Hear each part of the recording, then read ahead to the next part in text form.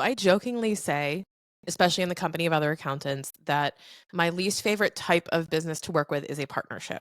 But I'm going to explain why, and I'm going to explain how to avoid falling into the partnership trap. And it's really important that if you're thinking about going into business with other people, that you're really well informed of what the options are in the spectrum of business formations and not just going to, hey, let's form a business together and start an LLC. Okay. First off, let me explain for anyone who isn't familiar with what a partnership is or how it's treated. Let's just go through that really quick so that you understand what you're getting into. And then I'm going to go through, if you are going to form a partnership, the very important things that you need to consider before you sign the paperwork. Okay. And it's really important to understand the tax impact of what this means as well. So, first off, a partnership really is just any multiple individuals who come together and operate a business. You don't necessarily have to be forming an LLC in order to be treated as a partnership. However, if you have a multi-member LLC, you are treated as a partnership tax-wise by the IRS and likely the state agencies as well. So what this means is, number one, you have a filing responsibility due March 15th of every year to file a Form 1065, which is a partnership tax return. Okay. And I'm talking about a partnership that hasn't elected an S corporation. That is a different thing, but typically treated similarly in most respects. So if you're forming a company that is a 1065 partnership, then you are taxed on your respective share of the operating profit of the business, the profit of the business. So here is what you need to consider. Okay. When you are taxed on the profits of the business based on your ownership share, it's super important that your ownership share mirror what you want to be taxed on, what you're taking out of the business, and what effort you're putting into the business. And this is going to lead into my first tip, which is just to make sure that if you're going to have ownership, if you're going to share ownership, that the equity, that the share of what you own matches, fairly and equitably what you deserve, what you earn, and what is fair to you and your partner. And that's the biggest challenge, is coming up with that answer of what is equitable, what is fair. Well, that is hard to know because there's so much subjectivity in measuring what you're doing in the business and what it is worth. So there's this factor in taxes in finance speak that we consider called guaranteed payments. Now, if you have a partnership, you want to include probably want to include this terms in your partnership agreement that allow for guaranteed payments. And what guaranteed payments are payments that you can pay yourself that are not distribution, but they are essentially treated like self-employment income, but they are payments with respect to the work that you've actually done, with respect to effort, not equity. So when you take a distribution, it's based on equity. A distribution is based on, I'm taking a share of the profits that I'm entitled to, versus a guaranteed payment is a payment based on your effort, based on the work that you've done. It's kind of like a salary where you're getting paid for the work that you're performing. So what a lot of partners do, and I've seen this a lot, is they disregard the ownership. They disregard how much they actually own of their partnership, and they will each take out distributions, completely out of proportion. So let's just say you have a 50-50 partnership because by default, you just said, okay, you own half, I own half. Let's just, that way it's fair and nobody owns more than the other and we can't outweigh each other. That seems fair. But then you realize that one person is taking out enough money to pay their rent. They're taking out a full, like 10 grand a month or something like that. And then the other one is like, I'm only going to pull up 5 grand a month. Well, what's happening is that both of you are going to get taxed the same. Both of you are going to get taxed on the profit 50-50.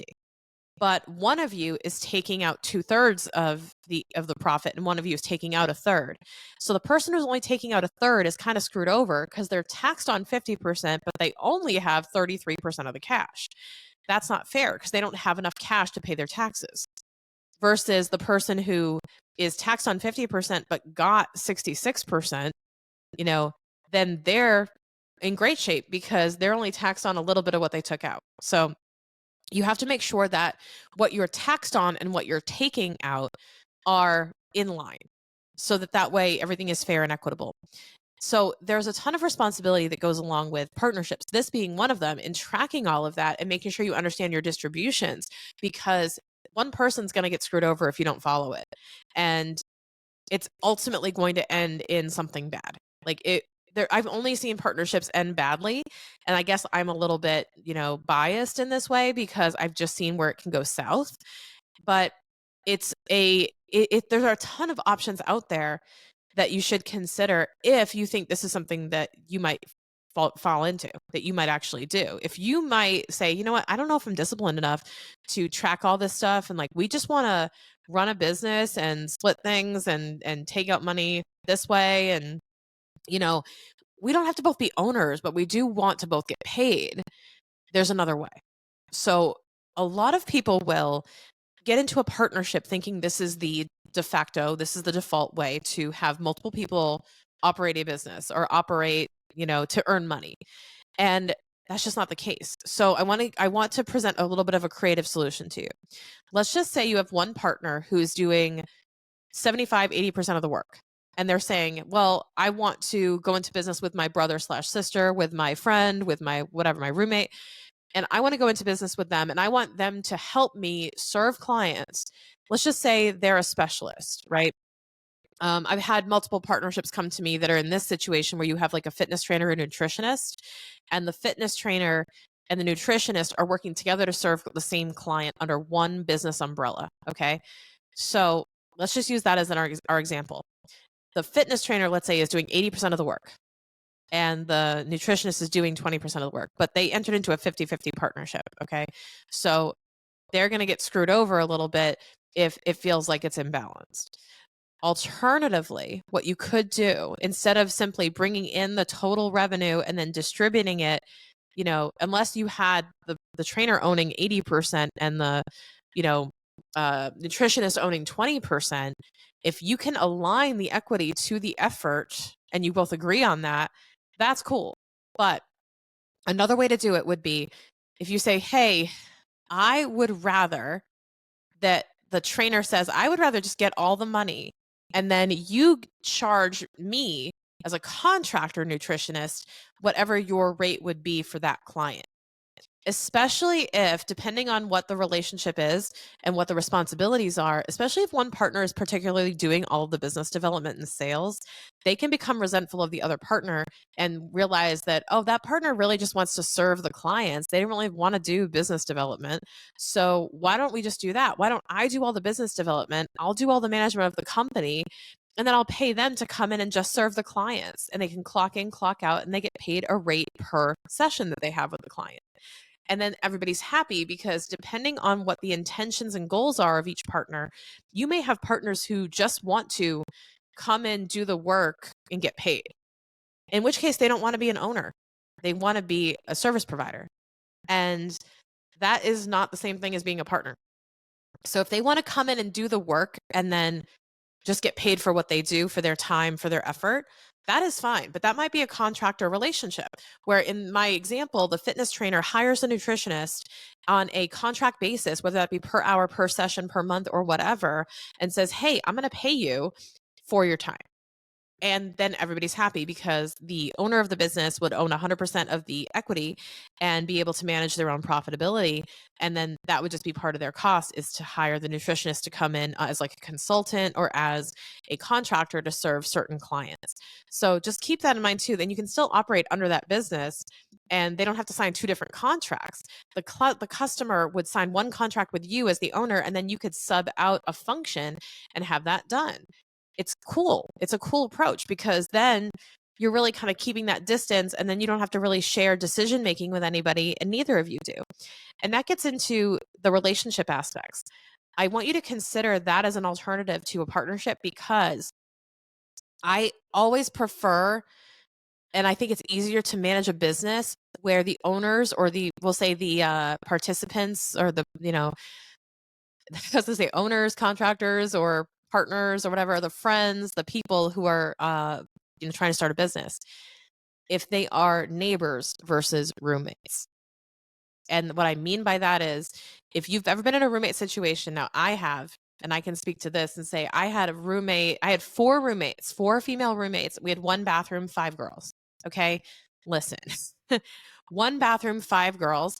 It got to a point because of how stingy people got with who buys the toilet paper versus who uses the toilet paper versus like who's buying the shared stuff. It got to a point where the girls had their initials written on their own respective milk jugs in the fridge. The girls had their own shampoo, their own toiletries that they would carry in a caddy to the bathroom that was shared and then carry back to their rooms.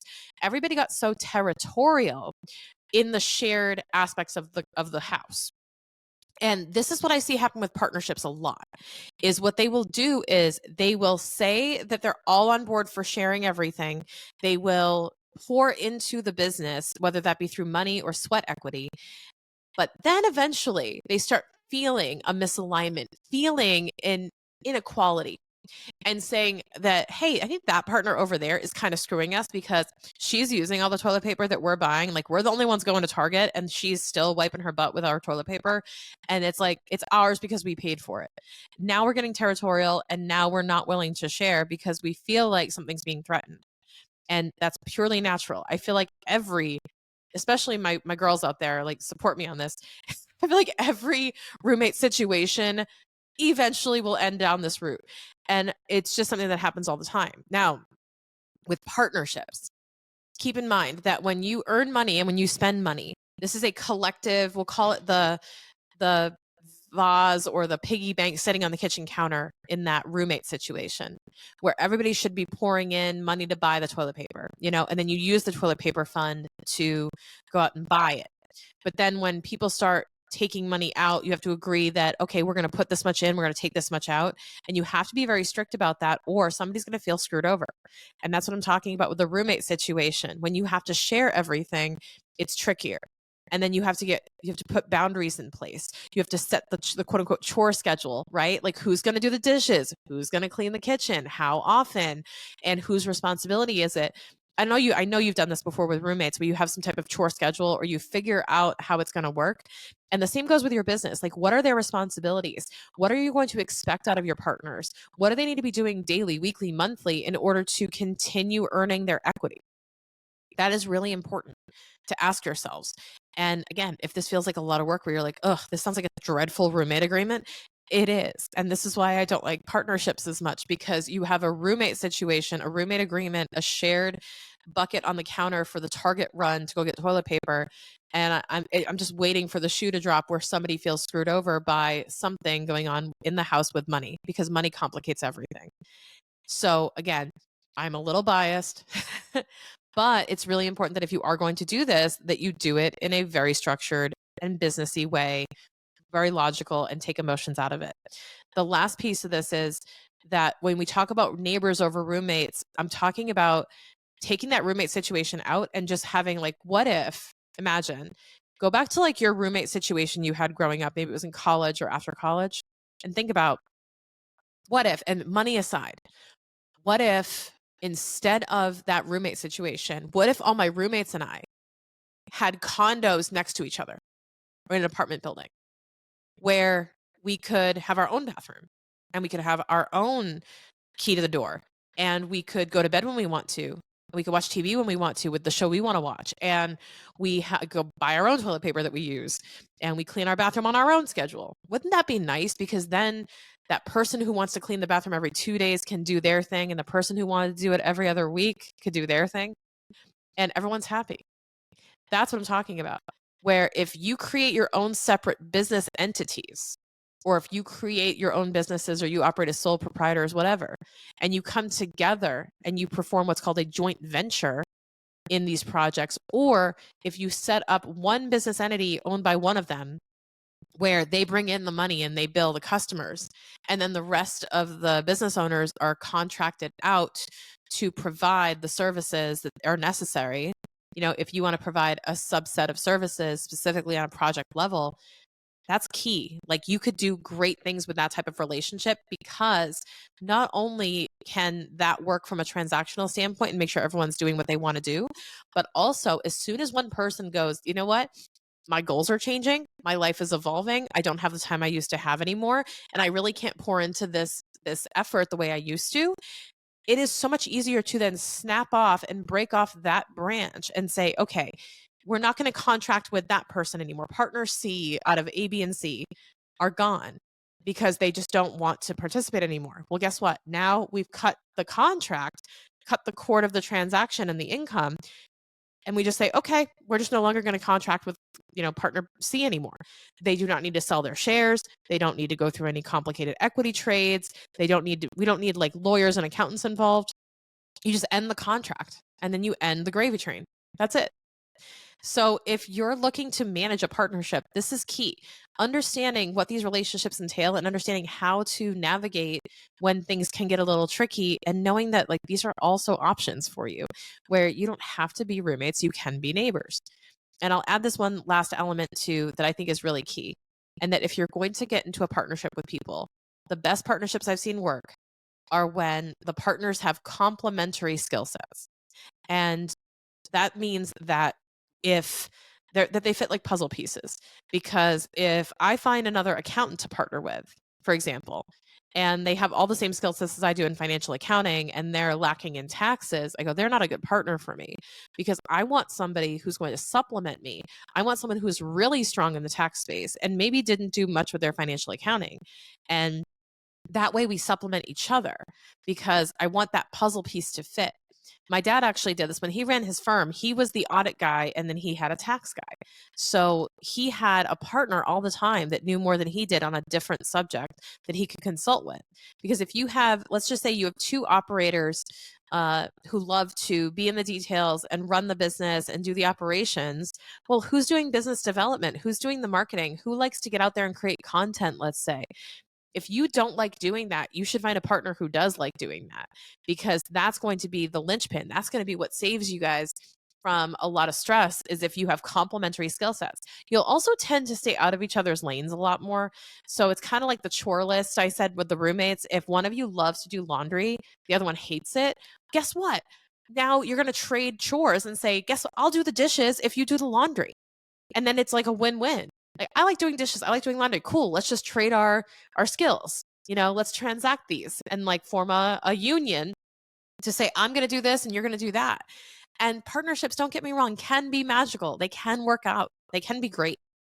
But I want you to understand that instead of operating by default, you should be starting a partnership by design and actually working on these different elements to make sure they're in your favor and that you've considered all of this along the way, so that you don't feel like you're screwed over at the end of the day.